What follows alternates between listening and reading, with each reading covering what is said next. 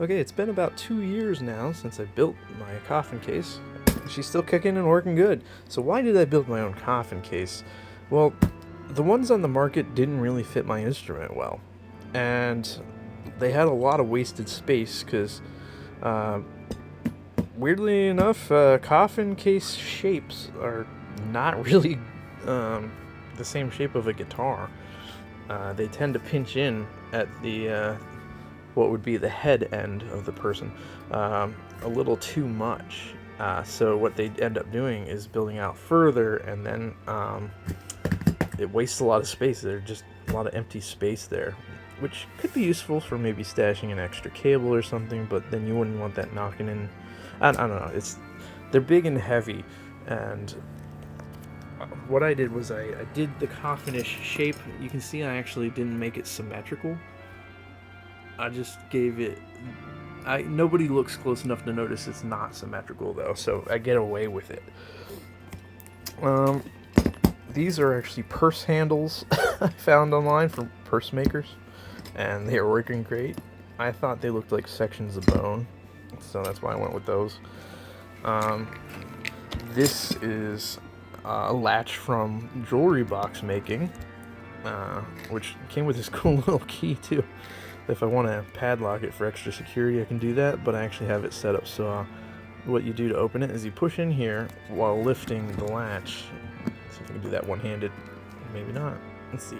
Maybe just, yeah. I notched it there so that it does that. That holds well enough that I've never had to use the padlock. But it's there if I really want to. The main material that I built this with is coroplast, or corrugated plastic. I used that because it's extremely lightweight material, waterproof because it's all just plastic, but it's fluted, as in like it's got hollow tubes going through it. It's corrugated the same way you have cardboard. Corrugated cardboard has the tubes inside of it. Same thing, but in plastic. So super lightweight, but it's got some air inside of it, so it could actually absorb impacts. But a waterproof version of cardboard, basically. Yeah, it's not terribly expensive. It's not as cheap as cardboard. I wish it was, but basically, it's the same stuff they make those political posters you see in yards, because it's super durable and waterproof. So you can just stick it out in the yard. Yeah, I made this dimensions a little too snug, I think. I probably should have left a little more room, especially since I was still making this instrument area here, which holds the keyboard. I extended it more to add these knobs, because the knobs were in a different location before I finished this case. And I decided to add this control board up here, which contains the wireless transmitters and, of course, the volume tone pickup selector. And then there's actually a tiny phone that goes right here for controlling MIDI voices and pulling up my voices for keyboard. So yeah, it's protected that guy pretty well all this time. I've got these kind of cute little pillows in here too. Found these on Amazon. The size of them was a little misleading unless you read closely, but these are actually pretty small. But it's perfect for my needs, as just little supports in there for underneath the neck.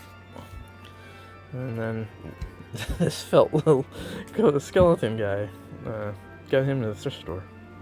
No, dollar store. Added some Velcro so he kind of stays where I want him. Made a little thing next to the neck here, a little pocket for holding extra strings, string winder, that stuff. Now, it hasn't held up perfectly. It's definitely gotten beat up, and the most fragile thing turned out to be this fake wood veneer. It's like a vinyl sticker stuff.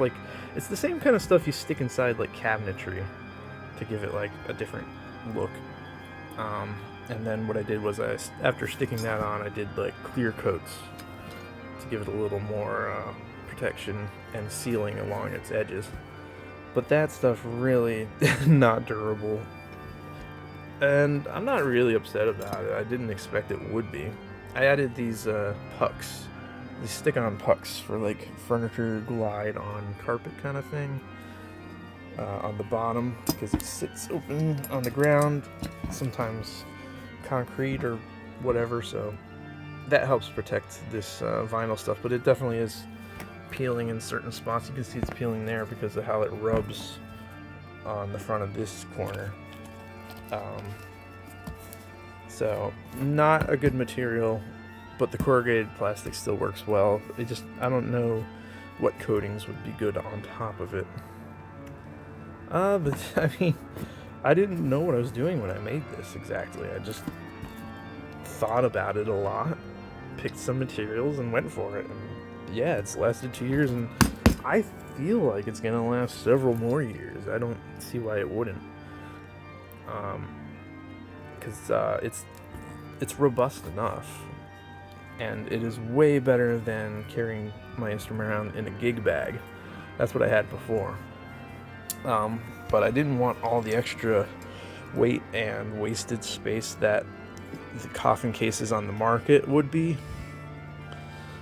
So just made my own. And it was a fun journey. Like, if nothing else, it was a good learning experience and a good way to get new tools and materials to work with, that now, like, I can have a little bit of more confidence in if I want to make another case. I at least have some sort of understanding and starting place for that. Like, I think as long as you research things well enough and think things through decently, you can end up with usable, make your own DIY kind of things. I don't know. I'm just trying to encourage you. Like, if you want to make something, do it. Just do it. Like, nobody's stopping you except for yourself. Unless you're trying to manufacture controlled things. Yeah. Go make some stuff. This thing was awesome.